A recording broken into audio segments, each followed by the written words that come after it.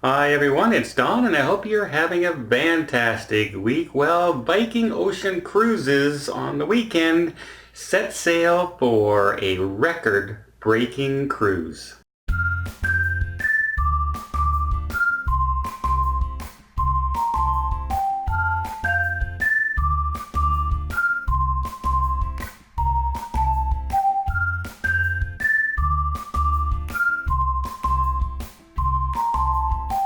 The Viking Sun, which was docked in Greenwich Village over the weekend in London, is getting ready for a cruise. And this isn't just any old cruise.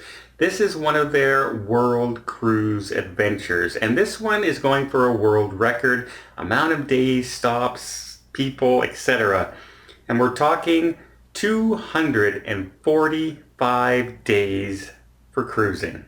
That's right, 245 days where they're going to visit 6 continents, 51 countries, and 111 ports.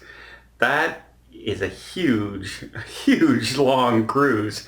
And someday I hope to be able to do a cruise like that before, my time is up. I would love to do this kind of a cruise. The big thing is, obviously, they're not going to fill 700 people that are going to be able to do this.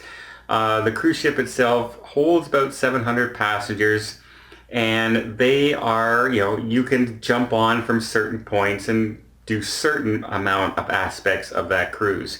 But they do have 54 people who are doing the entire world cruise of 100 and 245 days. And over half of the cruisers are doing half the journey. So yeah, people are going on a long, long vacation. So if you're out there cruising and you see the Viking Sun go by, remember those people have probably been at sea for a long, long time if you start seeing them anytime next year.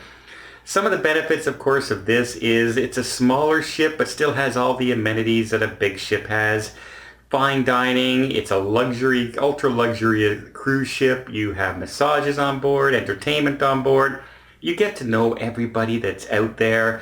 And the cruise will make 23 overnight stops at certain cities along the way, like Rio de Janeiro, they'll spend a night, and in Ho Chi Minh City in Vietnam, they'll spend a night there as well. And that's 23 different times. So you get to spend a little extra in certain places. And because it's a smaller ship, it can dock and head into smaller areas and smaller cities and smaller towns than the big cruise ships do on their main journeys. That's why they can do 111 ports, which means they're going to stop. Now, quite often what happens a lot of the times on these world cruises is that they'll end up skipping some ports because of weather or something along those lines. But when you're going to stop at 111 ports and usually like 8 or 9 or 10 in the same area along the coast, it doesn't seem to be as impactful as if you miss one stop here or there. And again, you still get that feeling of home because no matter where you are in the world, you come home to what's familiar. You're back in the familiarity of your own stateroom, your own cabin, the regular cruise ship, the same people all the time.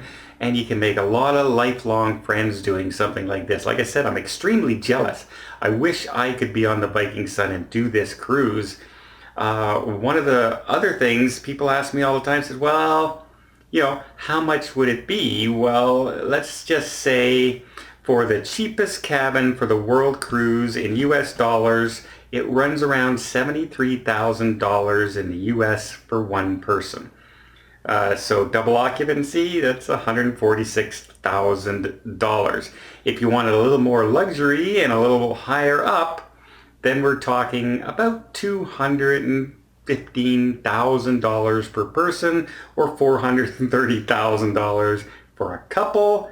So it can really, really go up there in price. But remember, you're almost gone a year. You're basically gone 3/4 of a year, 6 continents, 50 some countries, 100 and some ports, and the luxury of a cruise ship and the dining and your meals and everything is included in your fare. It's one of those things that everyone has on their bucket list, you know, that world cruise. And this one here is the longest one you could possibly do right now.